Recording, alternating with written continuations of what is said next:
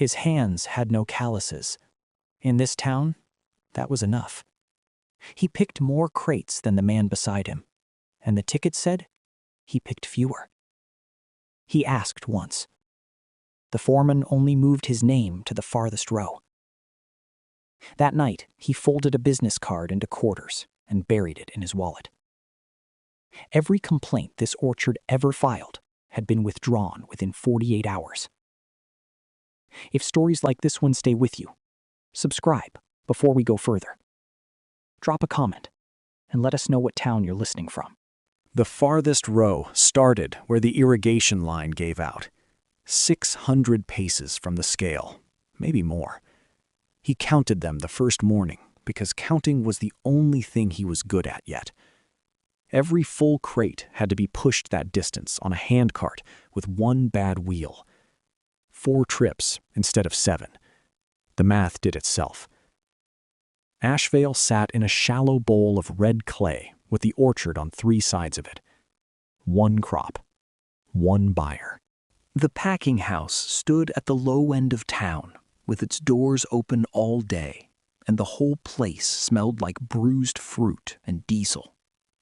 When the season ended, the town went quiet until spring. Everyone knew it. Nobody said it out loud. He worked until his palms opened up.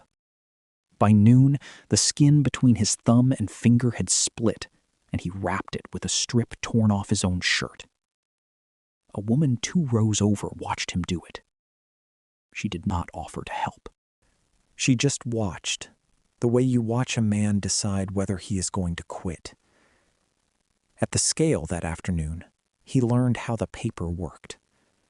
Roy Tanner sat on a folding stool with a clipboard on his knee and a book of tickets in his hand, carbon paper between the sheets. He wrote the number on top, tore the top sheet along the perforation, and handed it over. The bottom sheet stayed in the book. The book went into the shed at the end of the day, and the shed got locked. Simple. Clean. 1 man with a pen. Brant, Roy said, without looking up. 19. He had counted 22. He did not argue this time. He took the slip, folded it once, and put it in his shirt pocket. Behind him, the line shifted forward. Someone coughed. Nobody looked at anybody. On his way out, he passed the office window. The blind was up. Sam Hollis, who owned the orchard, sat at a desk with the day's tally in front of him and a pen in his hand. He watched Hollis sign the bottom of the stack. Then the next one. Then the next. He never turned a page over. He never ran a finger down a column. He signed the way a man signs a birthday card. And when he was done, he squared the papers and set them aside and rubbed his eyes with the heels of both hands. A man who is stealing does not look that tired. Back at the bunkhouse, he sat on the edge of the cot and pulled a folded paper from the inside pocket of his jacket. It was a photocopy. A complaint form filed 4 seasons ago by a man named Delmar Hodge, alleging short pay on delivered weight. Underneath, in a different hand, 1 line. Withdrawn by claimant. He had 11 more copies just like it in a folder 300 miles away. Different names. Same last line. Every single one pulled back inside 2 days. He read the line again, folded the paper, and put it away. The bunkhouse was 1 long room with 8 cots and a fan that turned but did not cool. Men came in, 8 standing up, and lay down without talking much. There was a rhythm to it that he did not have yet. The next morning his hands were worse, and he was faster anyway. He had figured out the wrist. You did not pull the peach. You cupped it, lifted, and turned, and the stem gave up on its own. The woman from 2 rows over had done it that way all week, and he had been watching her hands instead of her face. By the 3rd day, he could keep up. That was the day Roy moved him again, this time to the row with the dead trees at the end, where a third of the branches carried nothing, and you had to walk the whole length to fill a crate. Rotation, Roy said. Everybody takes a turn. Nobody else had taken a turn all week. He looked at the clipboard on Roy's knee and did not say anything. The line moved. He pushed his cart down the long way. At the end of that shift, a man named Del Prater ended up beside him at the water barrel. Older, sunburned to the color of brick. He drank, wiped his mouth, and did not make eye contact. "You count your crates?" Del said. "I count 'em." Del nodded slowly, like the answer confirmed something unpleasant. "Don't do it out loud." "Why not?" "Because the man with the pen can hear you." Del set the dipper back on the hook. "You'll get moved." "I already got moved." "Then you already know." Del started to walk off, and stopped. He looked back at the shed where the ticket book went at the end of every day, and something in his face closed up. "Has anybody ever filed on him?" Miles asked. Del was quiet for a second too long. "Every year," he said. "Somebody files every single year." "And?" Del picked up his hat, put it on, and looked at the ground between them. "And then they don't." She found him at the dead row on Monday, standing on the wrong rung of a ladder with his arms stretched past where his balance was. "You are going to fall," she said, "and then they will move you again, and they will say it is because you fell." He came down. Her name was Josie Vance. She said it the way you hand over something you expect to get back. She had a rag knotted around her left palm, and her forearms were dark with peach fuzz and dust to the elbow. "Set the ladder in the crotch of the tree, not against the branch," she said. "Branch moves. Tree does not." She showed him the wrist turn. Cup, lift, quarter turn. The peach came off clean, and the stem stayed on the tree where it belonged. "Torn stem means the fruit rots in the truck," she said. "They dock the whole crate." "Nobody told me that." "Nobody tells anybody anything here." She handed him the peach. "That is the first thing you should learn." By Wednesday, he could fill a crate in the time it used to take him to fill 2/3 of one. She did not congratulate him. She just stopped watching, which he understood was the same thing. At the scale on Thursday, she did something he had not seen anyone do. Roy wrote the number, tore the top sheet, and held it out. She took it, but she did not walk away. She stood there in front of the stool and read it, all the way through. Then she looked at the number and looked at the crate still on her cart and read it again. The line behind her did not move. Roy watched her do it with no expression at all. "That right?" he said. "That is right," she said, and folded it into her back pocket and moved on.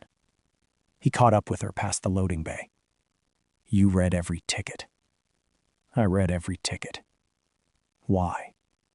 She stopped, considered him for a second, the way she had considered the ladder.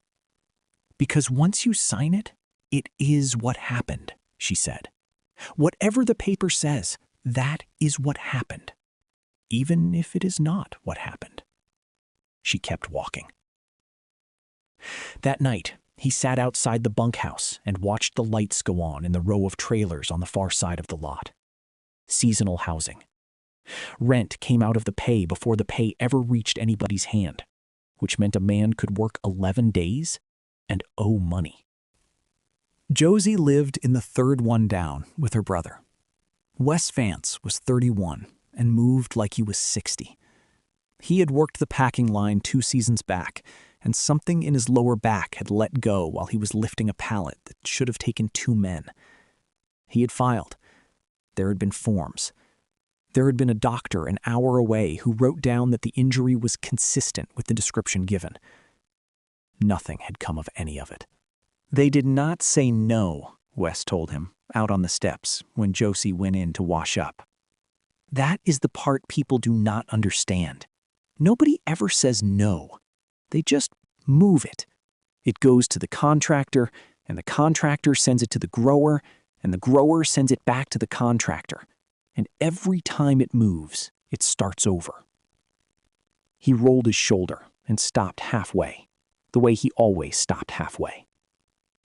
You can outlast a no, Wes said. You cannot outlast a maybe. What did you do before this? Wes asked. It was an easy question. Men asked it every day out here, and the answers were always short. Roofing, line work, 6 years in a warehouse outside Atlanta. Miles took a breath he did not need. Numbers, he said, for a company. Which company? A big one. Wes waited. When nothing else came, he let it go, the way a tired man lets things go. But he had noticed the pause. Miles saw him notice it and file it somewhere and decide it was not worth the trouble tonight.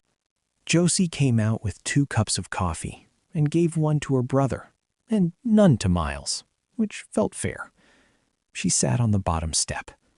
From her jacket, she took a small spiral notebook, the kind that fits in a shirt pocket, the cover soft and swollen from being carried in the rain. She opened it, ran her thumb down a column, found something, and looked at it for a moment. Then she closed it and put it away. She did not explain. He did not ask. Later, going through his wallet for change for the machine at the end of the lot, he found the business card folded into quarters where he had left it. He did not take it out. He just moved a bill on top of it and closed the wallet. Behind him, in the dark, Roy Tanner's truck idled at the end of the trailer row for longer than a truck needs to idle. Then it pulled away. "Why did you teach me any of that?" he asked her the next morning. "The ladder, the wrist, the ticket?" Josie set her crate down and pushed the hair off her forehead with her wrist. "Because 4 seasons ago nobody taught me," she said. He started reading his tickets the way she read hers. It took 4 days to be sure. He kept his own count on the inside of a matchbook, 1 scratch per crate, and at the end of each shift, he compared. Some days the number matched. Most days it was short by 1. Twice it was short by 3. Never enough to argue about. Always enough to add up. That was the part that impressed him in a cold way. Whoever built this understood that people will fight over a stolen thing and swallow a shaved one. On Friday, he did the arithmetic out loud without meaning to. He was standing at the scale with 2 other men behind him, and Roy read off a number, and Miles said, "That is not right." And then he said what the right number was, and then he said the difference, all in about 2 seconds. Roy's pen stopped. He looked up at Miles for the first time all season. Really looked. "You do that fast," Roy said. "I have always been fast." "Doing what?" The line waited. Somebody's cartwheel squeaked. "Inventory," Miles said. Roy held his eyes a moment longer than was comfortable, then wrote something on the clipboard that was not a number. "Rotation tomorrow," he said. That night, Miles showed Del Prater how to keep count on the inside of a matchbook. Del did not want to learn. He learned anyway. A second man, a younger one named Terry Boyle, leaned in and asked to be shown too. The next day, all 3 of them lost their afternoon break. Roy announced it at the water barrel, in front of everyone, without raising his voice. "Crew's behind," he said. "Some folks have got time to stand around teaching school, so I guess we have all got time to make it up." He said it looking at nobody. Everybody understood it exactly. The effect was immediate, and it was not what Miles expected. Nobody got angry at Roy. They got angry at the 3 men who had cost them their break. And by the end of the week, the anger had narrowed to 1 man, because Del and Terry were from here, and Miles was not. He noticed it in small ways. The water dipper set down instead of handed over. a row filling up on both sides of him so there was nowhere to put his ladder. Conversation that stopped when he came up the path and started again after he passed. Nobody threatened him. Nobody had to. Dell caught him behind the loading bay on Thursday and held out the matchbook. "Take it back," Dell said. "Keep it. It costs you nothing. It cost me my break, and it is going to cost me my row." Dell pushed the matchbook into his hand. "I have got a wife on dialysis in Macon. I am not the man for this." He walked off before Miles could answer. Josie found him at the end of that row, alone, the way he had been alone for 3 days. "You think they are going to fire you," she said. It crossed my mind. "They are not going to fire you." She set her ladder down. "Nobody has been fired here in 4 seasons. That is not how it works." "Then how does it work?" "They move you." She said it plainly, like a fact about weather. "Bad row, long push, no break, and every week the number on your ticket is a little smaller, and you cannot point at the day it started, and one morning you get up and you go somewhere else, and everybody says you left." She picked the ladder back up. "Nobody fires anybody," she said. "People just leave." That afternoon, a truck backed into the bay, and a driver got out swearing at the shed. Earl Buckner ran the long haul to the distribution center twice a week and kept a log on a clipboard hanging inside his cab door, because a driver who cannot prove when he was somewhere is a driver who eats the fine. "Locked at 4:40, Earl said to nobody. "Says on my sheet the shed goes at 5:30. 3rd time this month I have sat out here with the engine running." He was not making an accusation. He was complaining about his day. Miles watched him write the time down and hang the clipboard back on its hook. "You keep every one of those?" Miles asked. 2 years' worth in a box under my bunk, Earl said. "Insurance company wants it, they get it. Nobody ever wants it." He climbed back into the cab and pulled the door shut, and the clipboard swung once on its hook and settled. That night, Miles laid 2 tickets side by side on the cot. His own, from Tuesday. Terry Boyle's, from the same day, which Terry had given him without knowing why he was giving it. Same book, same pen, same hand in the name field, in the date field, in the row number. But the totals at the bottom did not look like the rest of the writing. The strokes were heavier. The 4 had a flat top on one ticket and a pointed top on the other. He held them up to the bare bulb, one behind the other, and looked at where the pressure had come down through the carbon. Somebody had written those numbers twice. Wes went up to the packing house on a Tuesday to ask about his file. He put on a clean shirt to do it. That was the part Miles could not stop thinking about afterward.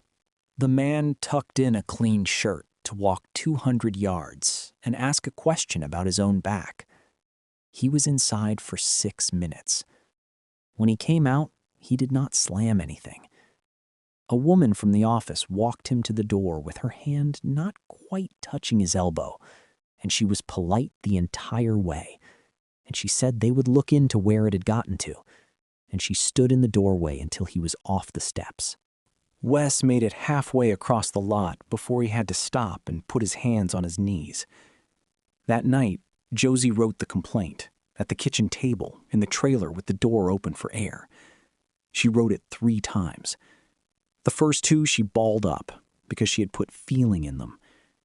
The third one was just dates and numbers and the names of 2 people who had been on the line the day the pallet came down. She read it out to Miles on the steps. It was good. It was better than good. It was the kind of document that is hard to move sideways because it did not accuse anyone of anything. It only asked for a copy of a file that already existed. "Tomorrow," she said, "there is a box at the county office."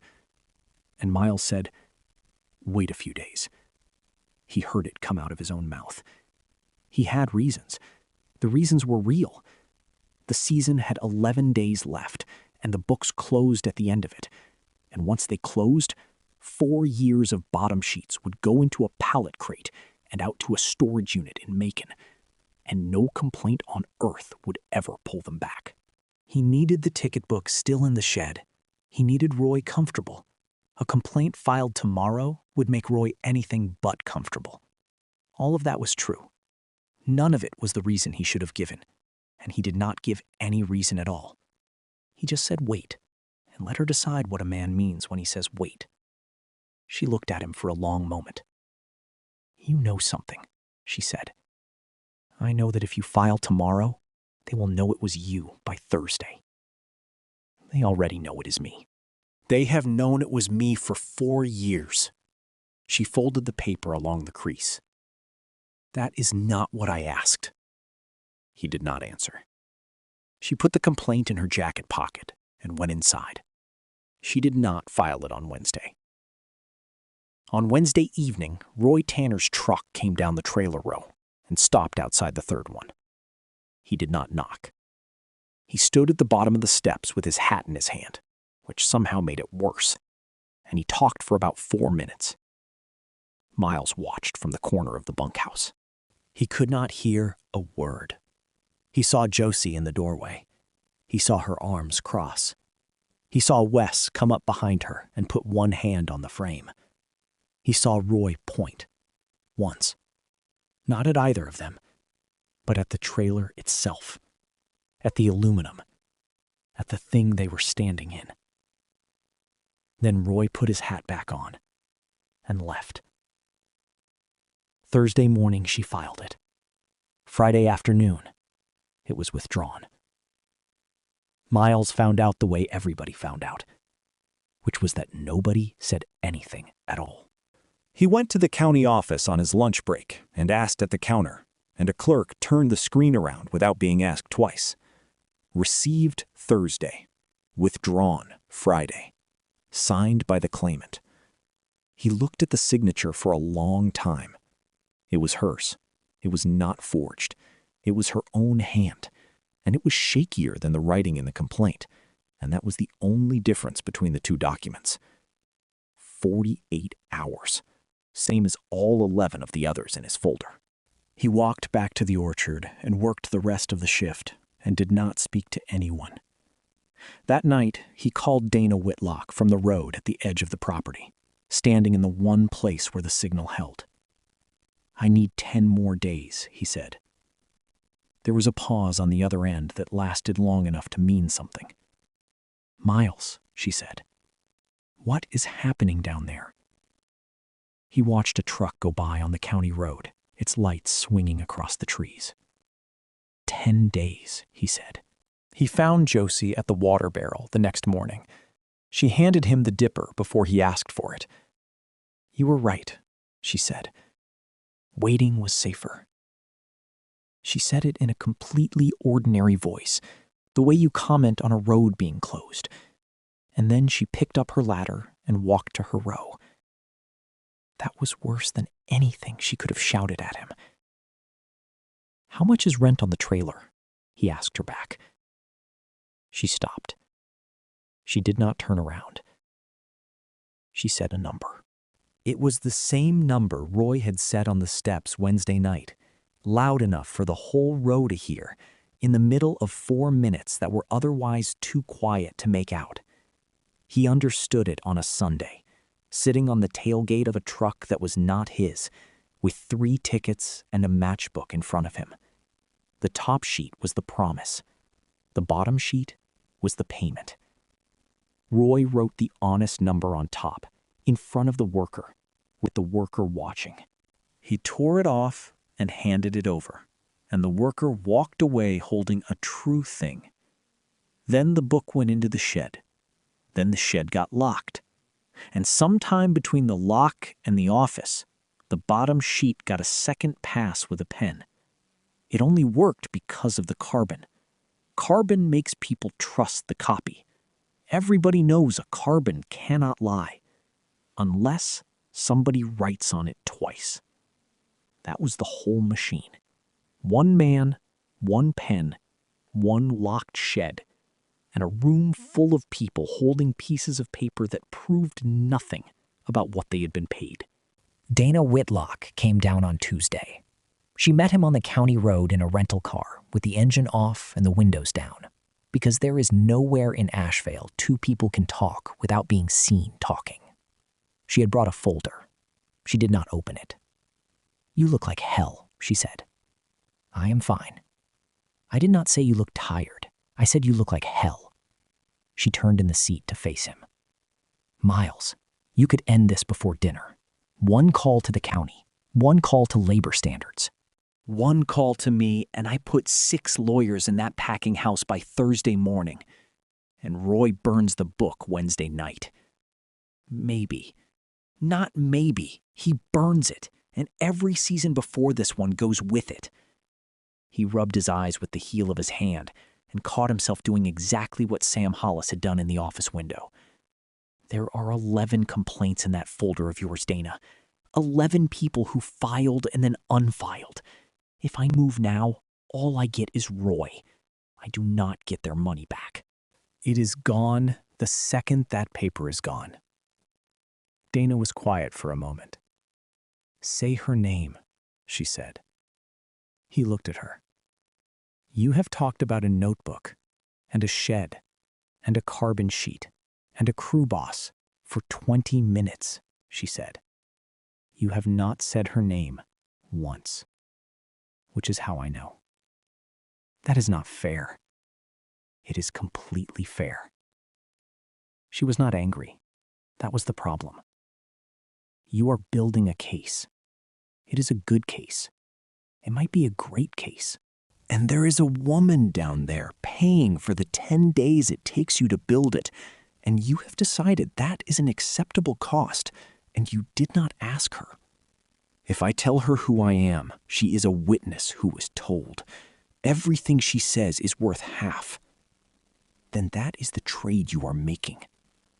Dana started the car. "I just want you to say it out loud, so you cannot pretend later that you did not make it." He stood in the road until the taillights were gone. The season had 4 days left. He went that night. The packing house shed was a lean-to off the north wall, with a hasp and a padlock and a window at shoulder height that had not closed properly since before he arrived. He had watched Roy fight it every evening for 6 weeks. He went in through the window at 11:30 with a flashlight he did not turn on until he was inside and the beam was pointed at the floor. The ticket books were on a shelf above the desk. 4 of them for this season, spines out, dates in marker on the ends. He took the used carbon rolls instead. That was the thing nobody thought about. The books would be checked. The books would be missed. But the spent carbon came off the roller in long, dark ribbons and went into a bin under the desk to be thrown out at the end of the season. And every number that had ever been pressed onto a bottom sheet was on that ribbon, in order, including the ones that had been written twice. He was winding the second roll around his forearm when the lights came on. Not the flashlight. The overheads. All of them at once. Sam Hollis stood in the doorway with his hand still on the breaker box, in a bathrobe and work boots, looking like a man who would come out to check on a raccoon. He looked at Miles. He looked at the black ribbon wound up his arm. He looked at the open bin. "Son," he said, "what in God's name are you doing in my shed?" And Miles, who had a true answer, and a good answer, and an answer that would have ended it right there, stood in the light with the carbon on his arm and understood that he could not give any of them without losing all of it. So he said nothing. Behind Hollis, footsteps came up the gravel at an unhurried pace, the pace of a man who has already heard everything he needs to hear. Roy Tanner stepped into the doorway and took in the room. The window, the bin, the ribbon. He did not shout. He did not accuse. He looked almost sorry, and that was the worst part. because it was the first honest expression Miles had seen on him all season. "Well," Roy said, "there he is." He turned to Hollis, and he pitched his voice so it would carry out the door and across the lot to the trailers where lights were coming on one by one. "That is the man who has been in your paperwork, Sam. Right there, with it in his hands." By 7 in the morning, everybody in Asheville knew. And by 10, the story had gotten better. He had been in the books. He had been in the safe. He had been sending numbers to somebody. The buyer was going to reject the final load, and if the final load went back, the check went back. And if the check went back, there was no spring. Nobody said the last part out loud. Nobody had to. Every person in that town could do that particular piece of arithmetic in their sleep. His duffel was on the ground outside the bunkhouse before he got back from the shed. Somebody had set it upright, at least. Somebody had thought about it enough to set it upright. Del Prater walked past him at the water barrel and looked at a point slightly to the left of his head. Terry Boyle, who was 24 and had wanted to learn the matchbook trick, crossed the lot to avoid him. He did not blame any of them. That was the thing that surprised him. He stood there with his bag at his feet and could not find a single person in the whole town he was angry at. The end-of-season meeting was at 4 in the packing house because that was the only building with room for everyone. They brought the scale out to the middle of the floor and set the tally sheets on it, the way they did every year, so the payout could be read where people could see it happen. Folding chairs. Men sitting up on the loading dock with their boots hanging over the edge. Sam Hollis in a clean shirt. Roy with the clipboard. Miles stood at the back by the roll door because there was nowhere else in the room for him to stand. Roy did not gloat. Miles gave him that. He read out the season totals in a flat voice, and when he got to the end, he set the clipboard down and said that there had been an incident, that it was in the sheriff's hands now, and that the buyer had been notified. Then he said, "We are going to have to talk about what that does to the final payment." The room made a sound, not words.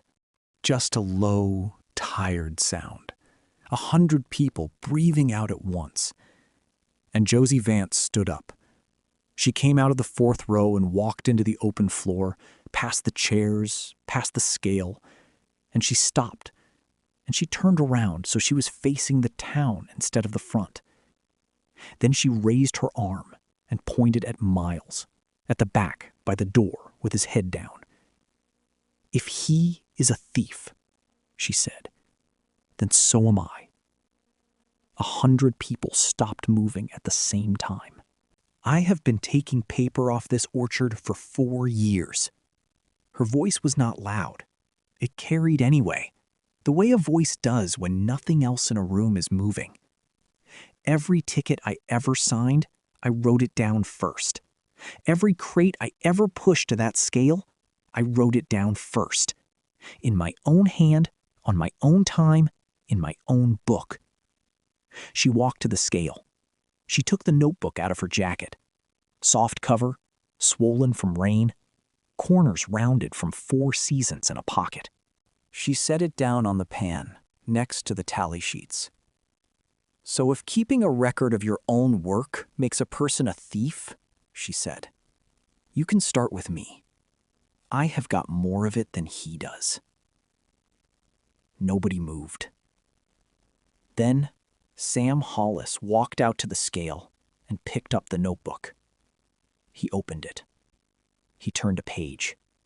He turned another one. He looked up at Roy, and then down again. And then he did the thing that Miles had watched him fail to do through an office window 6 weeks earlier. He ran his finger down a column.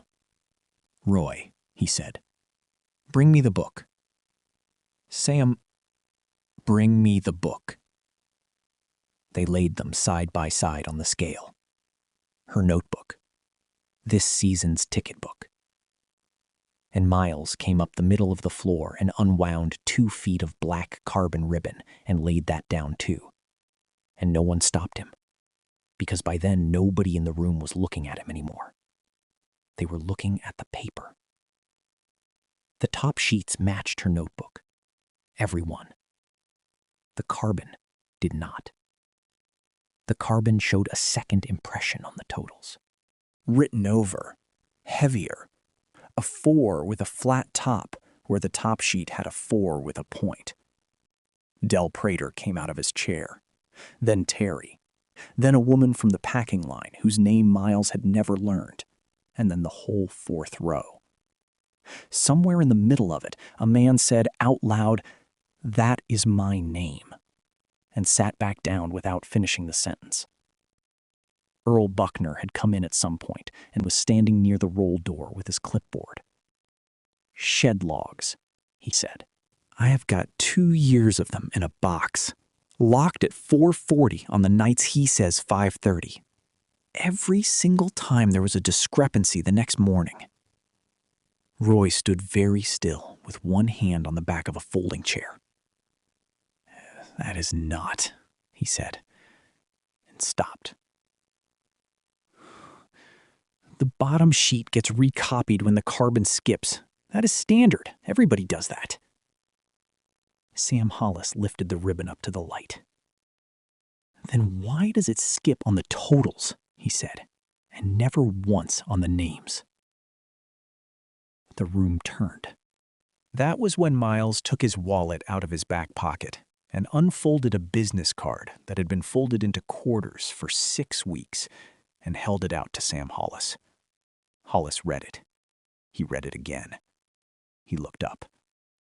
"My name is Miles Dunbar," Miles said to the room. "Dunbar Fresh buys every crate that leaves this orchard. I have owned the contract since March." He did not look at Roy when he said it. He looked at Josie, at the scale, standing with her hand flat on her own notebook. She did not look back at him.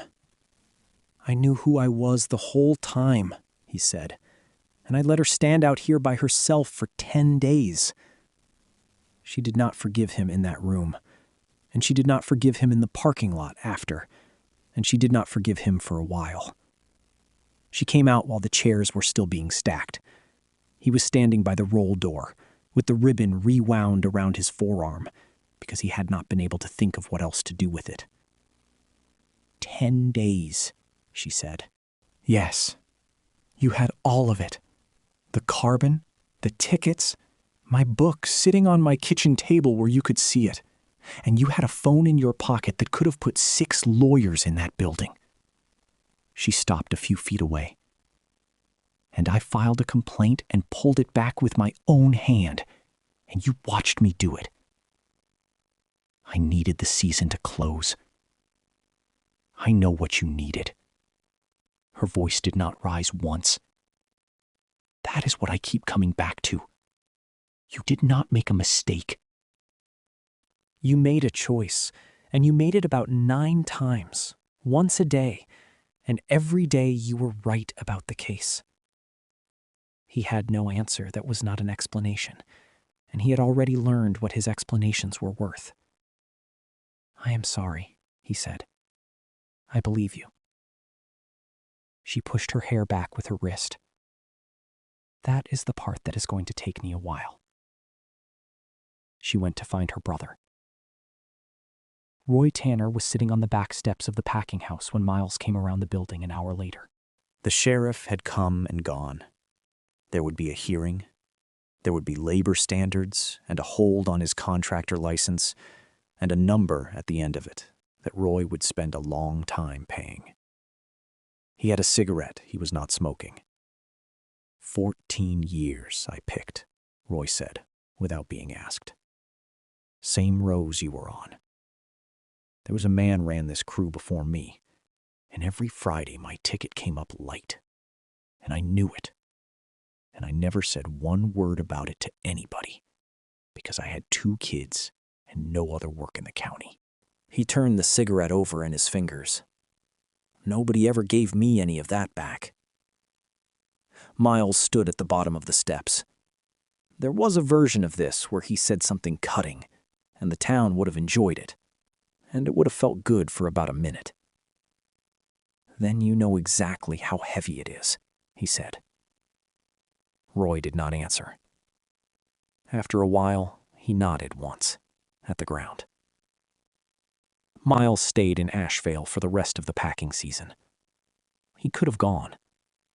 There was nothing left that required him. He got a room over the hardware store by the week and worked the night shift on the line, stacking and taping and running the belt, because the line ran until 2 a.m. during the last push, and they were short. Nobody made a fuss about it. A few people apologized to him in the first week, awkwardly, in the doorway of the break room, and he told each of them there was nothing to apologize for, and meant it. Sam Hollis found him on the line the 4th night. "I want the audit," Hollis said. "There is going to be one, either way." "No, I want it in the contract." Hollis had a folded paper in his hand, and he had clearly been carrying it around for a day or two, working up to this. "Every season, somebody who does not work for me and does not work for you, sitting at that scale with the book open. And I want it on every orchard you buy from, not just the one that got caught." He looked at his own hands. "I signed those sheets for 4 years, he said. "Nobody made me not read them." Dana drove down with the contract language on a Thursday, and they marked it up on the hood of her car.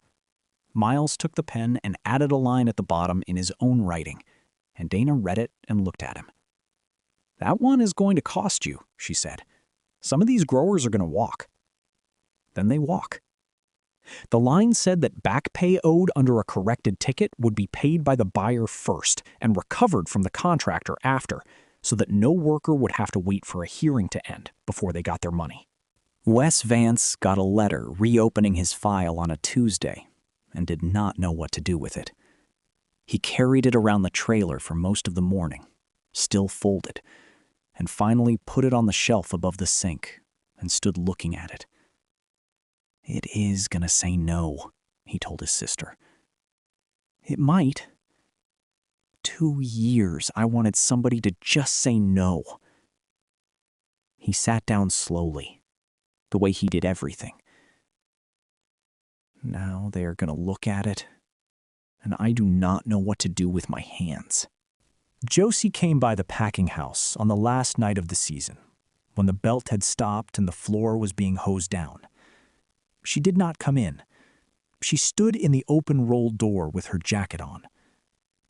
"If a job was not paid for by you," she said, "would I still be doing it here?" "Yes." "And if I said no?"